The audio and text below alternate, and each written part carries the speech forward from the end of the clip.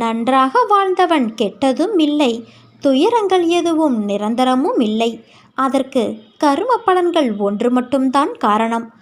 எதுவரை போகட்டுமோ போகட்டும், உன்னோடு உன் சாய் தேவா நான் இருக்கிறேன். நீ மனம் தளராதே, அனைத்தும் ஒரு நாள் முடிவுக்கு வந்து சேரும்.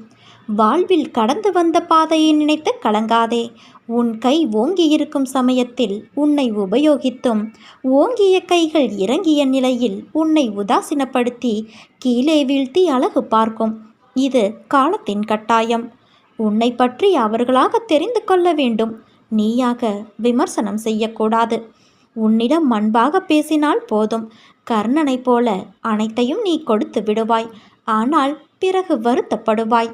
தேவைப்படும் சமயத்தில் வரும் நண்பர்களும் சரி, உறவுகளும் சரி, உன் நிலை தடுமாறும் சமயத்தில் அருகில் வரவே யோசிக்கும். ஏன் நிழல் கூட